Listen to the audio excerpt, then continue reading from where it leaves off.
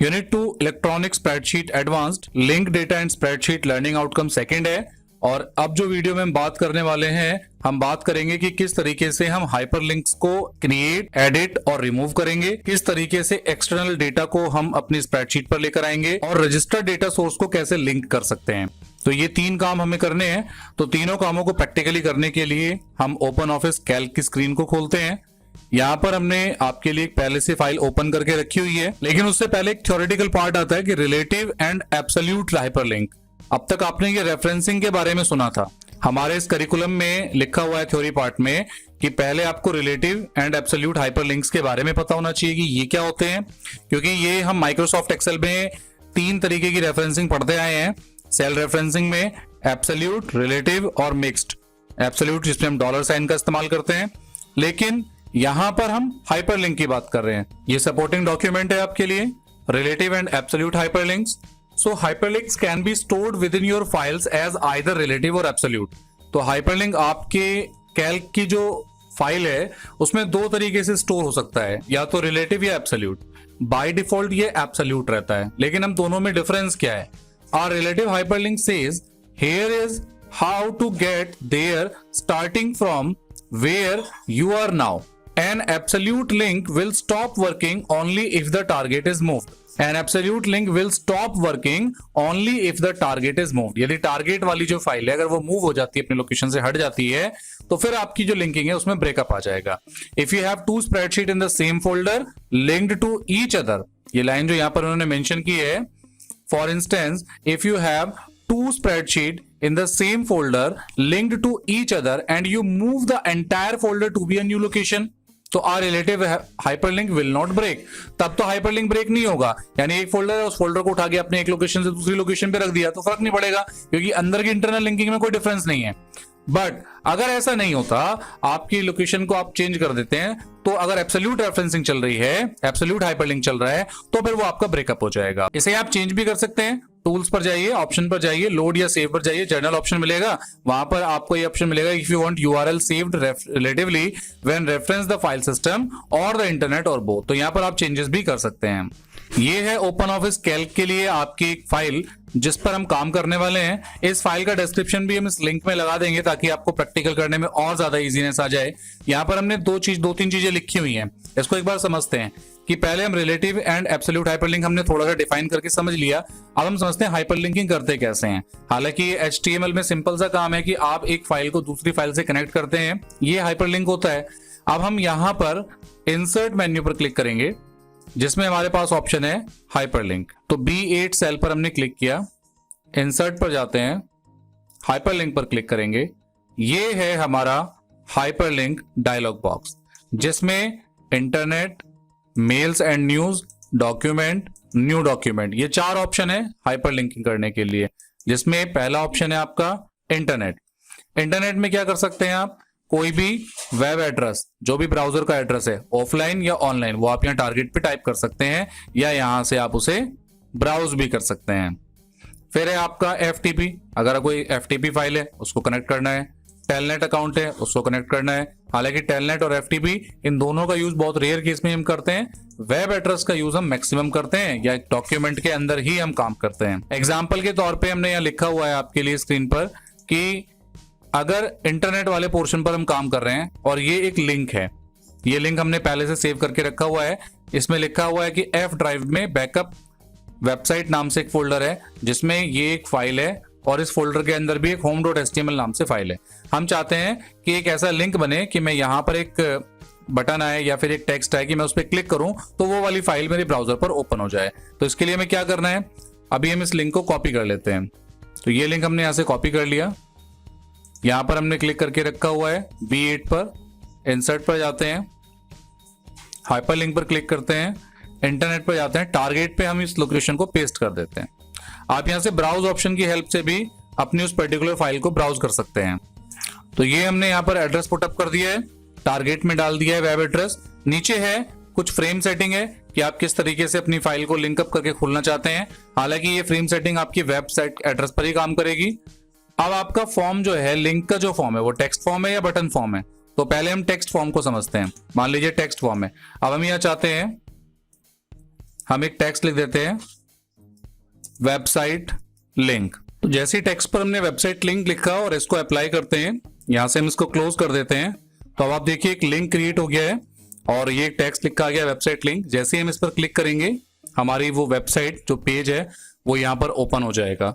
तो ये ब्राउजर का लिंक भी हम इस तरीके से यहाँ पर कनेक्ट कर सकते हैं। तो ये एक तरीका है हाइपरलिंकिंग करने के लिए। अब हम इसी लिंक को एक बटन के थ्रू क्रिएट करना चाहते हैं। तो मान लीजिए हम यहाँ पर क्लिक करते हैं, राइट साइड पर एक और सेल पर सेलेक्ट करते हैं, इंसर्ट पर जाएंगे, हाइपरलिंक पर क्लिक करेंगे, इंटरनेट पर जाएंगे, टारगेट हमने डाल दिया जो हमने सेट किया था। इसके फॉर्म को हम करेंगे बटन फॉर्म में, और बटन पे भी हम कुछ लिखना चाहते हैं। मान लीजिए हम लिखना चाहते हैं वेबसाइट लिंक, अप्लाई करते हैं, क्लोज करते हैं। तो अब आप देखिए यहाँ पर वेबसाइट लिंक नाम का एक बटन बन गया है, लेकिन हम इस पर क्लिक कर रहे हैं तो हम क्लिक करके लिंक पर जा ही नहीं पा रहे हैं। इसका रीजन क्या है कि एक तो ये जो बटन है ये आपके फॉर्म कंट्रोल का पार्ट है। फॉर्म कंट्रोल अभी क्या होता है आपको एडवांस लेवल में और ज्यादा कैल्क को जब हम स्टडी करेंगे हम समझेंगे, लेकिन अभी केवल इतना समझते हैं कि ये एक फॉर्म कंट्रोल का पार्ट होता है, यानी कैल्क में भी आप अपने फॉर्म डिजाइन कर सकते हैं।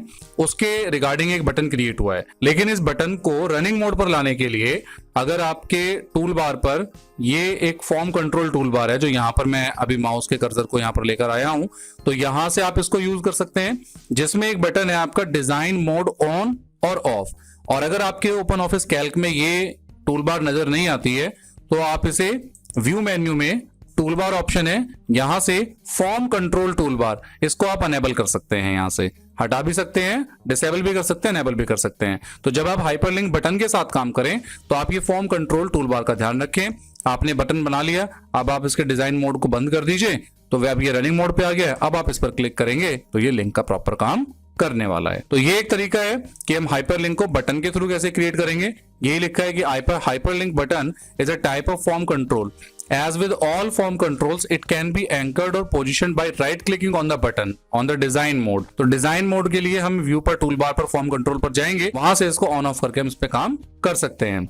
वापस हमें इस पे काम करना है तो हम इस मोड को ऑफ कर देते हैं, तो ये हमारा फॉर्म वापस बटन एक प्रैक्टिकल शेप में आ गया, हम इस पर एडिटिंग कर सकते हैं। तो ये तो हुआ हाइपरलिंक हमने वेबसाइट के साथ में क्रिएट किया। अब अगर हम किसी और चीज के साथ में हाइपरलिंक करना चाहते हैं, आप हाइपरलिंक के लिए इंसर्ट में हाइपरलिंक ऑप्शन भी यूज कर सकते हैं, या ये स्टैंडर्ड टूल बार में हाइपरलिंक का ये बटन है जिसमें एक अर्थ का फोटो और चेन बनी हुई है, ये है हाइपरलिंक। आप यहाँ पर भी क्लिक करके हाइपरलिंक कर सकते हैं। तो हम यहाँ पर क्लिक करते हैं मेल एंड न्यूज, तो आप यहाँ पर किसी रिसीवर का ईमेल डाल सकते हैं, तो उससे लिंक हो सकती है आपकी फाइलें। ऐसे ही डॉक्यूमेंट, तो हम डॉक्यूमेंट को भी समझते हैं जरा। डॉक्यूमेंट में हम यहाँ पाथ डालेंगे, पाथ माने वो एड्रेस जो फाइल हमें कनेक्ट करनी है। तो यहाँ पर जैसे कुछ फाइलें रिसेंट में आपने ओपन की होंगी तो उनके नाम ऑटोमेटिकली यहाँ पर आ रहे हैं। आप चाहें तो यहाँ से किसी पर्टिकुलर फाइल को यहाँ से ओपन भी कर सकते हैं। मान लीजिए हम डेस्कटॉप पर लर्निंग आउटकम नाम का एक फोल्डर है और उसमें calc1.ods फाइल को हम लिंक करना चाहते हैं। हमने इसको ओपन किया तो यहाँ पाथ में एड्रेस आ गया। अब ये हमारा एक तरीके से पूरा एड्रेस सेटअप हो गया है। अब हमें यहाँ टेक्स्ट पर काम करना है, हम यहाँ पर लिख देते हैं calc1 फाइल, इसको अप्लाई करते हैं, क्लोज करते हैं।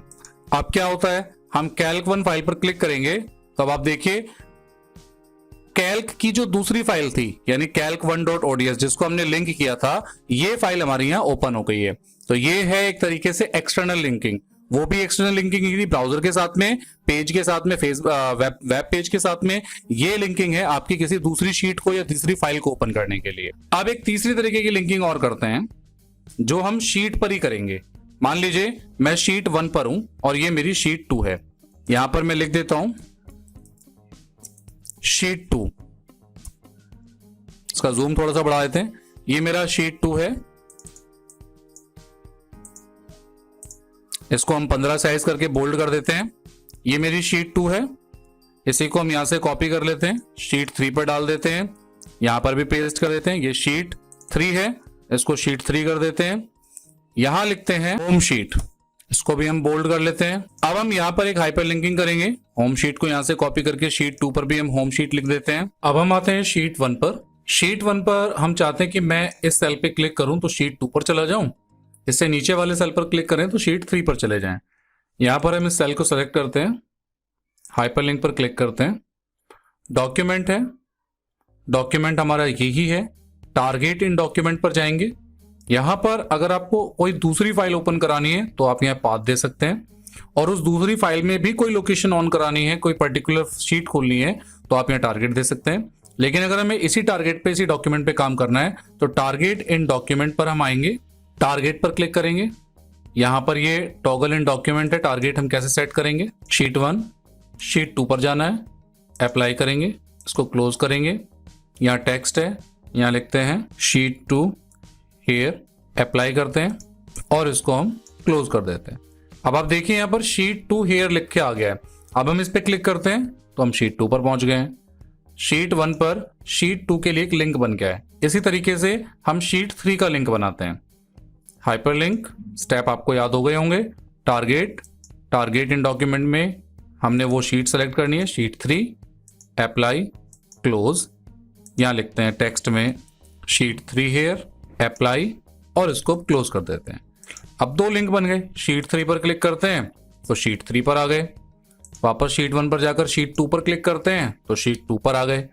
अब हम चाहते हैं कि हमें क्लिक करने के लिए बार बार शीट पे ना क्लिक करना पड़े, हम इस होम शीट पर क्लिक करें तो ऑटोमेटिकली शीट 1 पर चले जाएं। तो इस होम शीट को भी हम हाइपरलिंक कर देते हैं। होम शीट पर क्लिक करके हाइपरलिंक पर क्लिक करते हैं, टारगेट में sheet 1, apply, close, apply, close. तो होम शीट के साथ में एक बटन आ गया, शीट 1, यहाँ पर ऑटोमेटिकली शीट 1 पर शिफ्ट हो गए हैं। तो ये एक तरीका है। और अगर आप कोई टेक्स्ट लिखना चाहते हैं, मान लीजिए ये शीट 2 पर हमने शीट 1 आ गया, आप चाहते हैं शीट 3 पर आते हैं, हम यहां पर चाहते हैं कि होम शीट हम पहले यहां से इसे डिलीट कर देते हैं, डिलीट ऑल। और अब हम हाइपरलिंक पर जाते हैं, टारगेट इन डॉक्यूमेंट में शीट 1, अप्लाई, क्लोज, टेक्स्ट में लिखते हैं होम शीट, अप्लाई, क्लोज। अब ये होम शीट यहां लिखा आ गया, इस पर क्लिक कीजिए तो आप अपनी फर्स्ट शीट पर आ गए। यानी शीट 2 पर क्लिक किया तो शीट 2 पर पहुंच गए, वापस होम शीट पे क्लिक किया तो वापस इंडेक्स पर आ गए, शीट 3 पर क्लिक किया तो शीट 3 पर चले गए, होम शीट पर क्लिक किया तो वापस अपनी शीट 1 पर आ गए। तो ये एक लिंकिंग है, जब हम एक ही फाइल के अंदर, एक ही ओपन ऑफिस कैल्क के अंदर एक ही रेंज पर या किसी दूसरी शीट पर लिंकिंग कर रहे हैं। ये तो तरीके हुए कि हम लिंकिंग कैसे क्रिएट कर रहे हैं। अब बात करते हैं कि हमने कॉन्सेप्ट कवर करना है हाइपरलिंक क्रिएट करना, एडिट करना। अब एडिट कैसे करें, मान लीजिए ये वेबसाइट लिंक लिखा है, हमें इसको एडिट करना है तो हम क्या करेंगे, या आपने ये सेल सेलेक्ट किया है, हाइपरलिंक पर क्लिक कीजिए, वापस यानी कि आपको उसी सेल को सेलेक्ट करना है, हाइपरलिंक पर जाना है। अब ये वेबसाइट लिंक है तो आप चाहें तो यहां से लिंक बदल सकते हैं, इसको अप्लाई करके वापस क्लोज कर सकते हैं।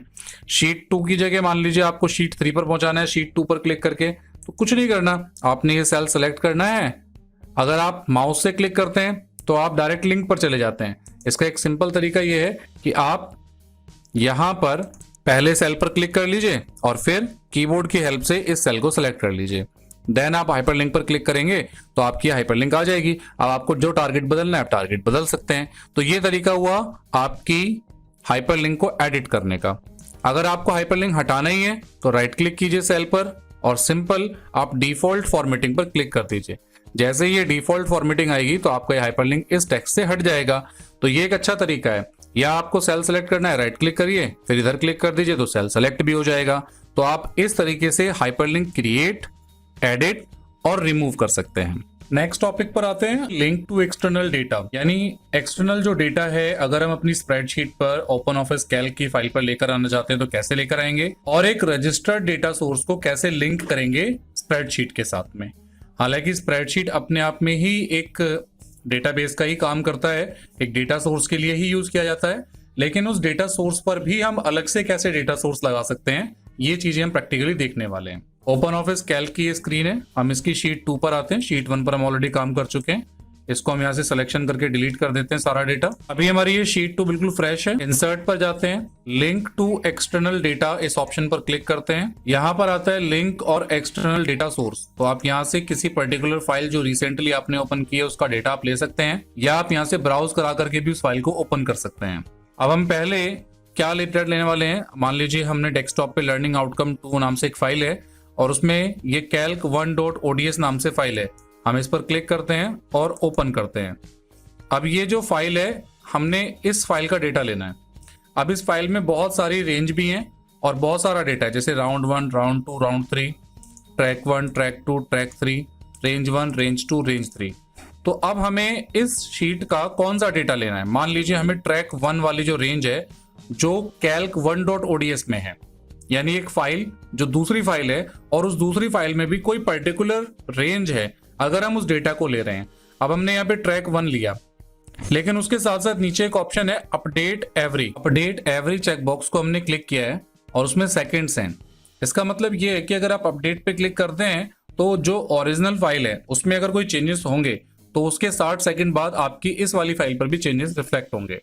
थोड़ा सा मजा आ रहा है सुनने में, अब प्रैक्टिकली देखेंगे भी। अभी हम क्या करते हैं, इसको अपडेट कर देते हैं हम यहाँ पर 5 सेकंड, और ट्रैक 1 का डेटा हम उठा रहे हैं कैल्क 1 से, हम इसको ओके करते हैं। ये कहता है अपडेट ऑल लिंक, हम कहते हैं यस। अब आप देखिए कैल्क 1 का ट्रैक 1 रेंज का डेटा यहाँ आ गया है। हम एक काम करते हैं, कैल्क 1 वाली फाइल को भी ओपन कर लेते हैं। Desktop, learning outcome, Calc 1 spreadsheet पर हमारी ये रेंज है जिसका नाम ट्रैक 1 है और ये ट्रैक 1 का डेटा वहां पर उठ करके आया है। हम दोनों फाइलों को simultaneously side by side open कर लेते हैं। अब आप देखिए हमने hyper.ods फाइल यहाँ पर है जिस पर हमने डेटा उठाया है। राइट साइड पर कैल्क 1 वाली फाइल है जिसका डेटा हमने यहाँ पर पिक किया है, और हमने 5 सेकंड का इसमें अपडेट एवरी सेकंड लगाया था। हम यहाँ पर वैल्यू है 20, जो कि अप्रैल में यहाँ पर भी 20 है और यहाँ पर भी 20 ही है। हम इस 20 वाली वैल्यू को यहाँ पर कर देते हैं 68 और इसको सेट करके सेव कर देते हैं। तो अभी हमने इधर सेट करके सेव किए और जितना मैंने बोला उतने टाइम में आपने देखा कि यहाँ अप्रैल पर वैल्यू चेंज होकर 68 हो गई ऑटोमेटिकली। मैंने कुछ नहीं किया, बस हमने यहाँ पर जैसे मान लीजिए 40 है, इस 40 को मैंने किया 58 और हमने इस फाइल को सेव किया। जैसे ही सेव किया उतने टाइम बाद आप देखिए राहुल की जो वैल्यू 40 है वो 58 हो गई।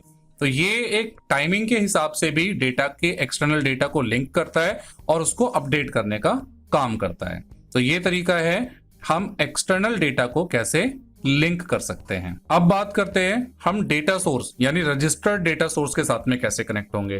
तो उसके लिए हमारे पास कुछ ऑप्शन है। टूल मेन्यू में ऑप्शन डायलॉग बॉक्स है, ऑप्शन वाला बटन है, इस पर आप देखेंगे यहाँ पर open office dot user data एक डायलॉग बॉक्स आ गया। अगर हमें रजिस्टर्ड डेटाबेस पर जाना है तो ओपन ऑफिस का एक एप्लीकेशन है जिसका नाम बेस होता है, ये लिखा है ओपन ऑफिस बेस। यहाँ पर आप क्लिक करेंगे, यहाँ पर आप डेटाबेस पर जाएंगे। अब आप देखिए ये कुछ डेटाबेसेस हैं जो ओपन ऑफिस बेस में बने हुए हैं, ये ऑलरेडी यहाँ पर शो हो रहे हैं। आप इनमें से कोई भी डेटाबेस यहाँ पर रजिस्टर्ड कर सकते हैं। मान लीजिए ये क्लास 10 हमने एक सेलेक्ट किया, हमने इसको ओके किया, तो अब एक क्लास 10 वाला डेटा हमने यहाँ पर रजिस्टर कर लिया है। तो ये तो तरीका हुआ कि हम किसी पर्टिकुलर डेटाबेस को अपनी स्प्रेडशीट पर रजिस्टर कैसे करते हैं। लिंक टू रजिस्टर्ड डेटाबेस, हमें देखने कितने डेटाबेस हैं तो हम व्यू डेटा सोर्स पर भी जा सकते हैं। अब देखिए डेटा सोर्स पर जैसे ही गए ये पूरी विंडो खुल गई, राइट साइड में लेफ्ट साइड में आपके सारे डेटाबेस आ गए। लेकिन मान लीजिए आपके पास कोई डेटाबेस नहीं है, तब हम क्या करें, तो वापस हम फाइल मेन्यू पर भी जा सकते हैं, न्यू ऑप्शन पर जा सकते हैं, यहाँ पर डाटाबेस ऑप्शन है, यहाँ से डाटाबेस बना सकते हैं। डाटाबेस पर क्लिक करेंगे, create a new database option है, या फिर connect to an existing database. आप किसी दूसरे डेटाबेस जो कि JDBC, Oracle, spreadsheet, Microsoft Access, MySQL की टेबल है, टेक्स्ट डेटा है, connect to an existing database की हेल्प से या फिर एक नया ब्लैंक डेटाबेस बेस एप्लीकेशन से आप क्रिएट कर सकते हैं। क्रिएट अ न्यू डॉक्यूमेंट पर हमने क्लिक किया, यहाँ पर नेक्स्ट करते हैं, हम कहते हैं yes register the database, yes finish करते हैं। अब हमने इस डेटाबेस का नाम दिया माई डेटाबेस, डॉक्यूमेंट पे हम इसको सेव कर रहे हैं और हमने एक माई डॉक्यूमेंट नाम से डेटाबेस बना लिया जो कि अब ओपन ऑफिस बेस की फाइल खुल जाएगी। और उस ओपन ऑफिस बेस के अंदर अब इसके अंदर हम कोई टेबल बना सकते हैं और इसे सेव कर सकते हैं। जैसे हम इसे सेव कर देंगे तो हमारी कैल्क वाली फाइल में अब हम इसे डेटाबेस के तौर पर यूज कर पाएंगे। तो ये एक तरीका है कि आप या तो डायरेक्ट बेस एप्लीकेशन पर जाकर कोई डाटाबेस बना लीजिए, टूल में जाकर उसको रजिस्टर कर लीजिए, या फिर आप यहीं से भी एक नया रजिस्टर्ड डेटाबेस क्रिएट करके बना सकते हैं। तो अब ये माई डेटाबेस .odb आ गया है, आप यहाँ से टेबल बना लीजिए। आने वाले टाइम में प्रैक्टिकल सेशन में हम इसको करेंगे, क्योंकि अगला जो यूनिट है वो डाटाबेस से रिलेटेड है और उसमें हम बेस एप्लीकेशन का यूज करने वाले हैं। कोई पुरानी एप्लीकेशन हमारे पास में है ऑलरेडी किसी दूसरी फाइल की, तो न्यू पर जाते हैं। यहाँ पर हमने क्लिक किया डाटाबेस ऑप्शन पर, ओपन एन एग्जिस्टिंग। तो मान लीजिए हम स्प्रेडशीट ले लेते हैं कोई। अब ये स्प्रेडशीट का डेटा हम उठाने वाले हैं एक डाटाबेस के तौर पे। हमने यहाँ पर फाइल दे दी कि कौन सी फाइल से डेटा चाहिए। मान लीजिए कैल्क 1 वाली फाइल से हमें डेटा चाहिए। कैल्क 1 को हमने ओपन कर लिया। अब ये हम एक डाटाबेस बना रहे हैं स्प्रेडशीट से। नेक्स्ट करते हैं, इसे रजिस्टर करना है, यस, फिनिश करते हैं। तो अब यहाँ पे एक डाटाबेस का नाम और आ गया, तो मैं इसको नाम दे देता हूं कैल्क 1 DB।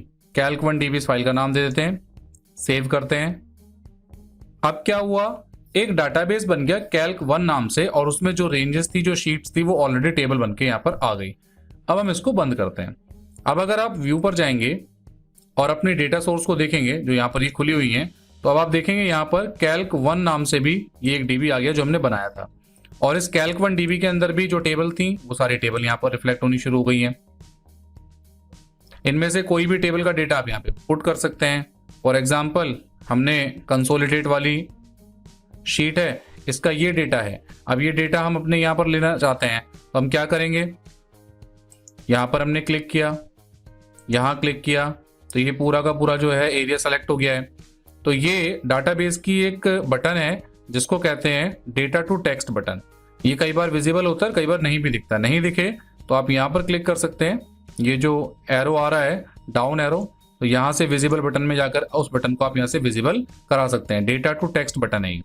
तो अब आपने डेटा टू टेक्स्ट बटन पे जैसे ही क्लिक किया तो उस टेबल का जो डेटा था वो आपकी शीट पर आ गया। तो ये तरीका है कि आप किसी रजिस्टर्ड डेटा सोर्स से अपना डेटा स्प्रेडशीट पर कैसे ला सकते हैं, या अपने रजिस्टर्ड डेटा सोर्स पर किसी भी डेटाबेस को कैसे लिंक कर सकते हैं। तो अभी हमने अपनी करिकुलम के हिसाब से एडिट, रिमूव और क्रिएशन हाइपरलिंक का कर लिया, एक्सटर्नल डेटा को लिंक कर लिया है और हमने रजिस्टर्ड डेटा सोर्स को भी लिंक कर लिया है। आपको इसमें कोई भी डाउट है, कोई भी आपकी क्वेरी है, तो आप हमें बता सकते हैं। हम आपके वो इशू सॉल्व करने की कोशिश करेंगे। वीडियो कैसी लगी आप हमें कमेंट करके जरूर बताइए। ये काफी थोड़ी लंबी हो गई है वीडियो, लेकिन प्रैक्टिकल सेशन में कुछ चीजें समझाने के लिए इतना लंबा तो जाना ही पड़ेगा। Thank you very much.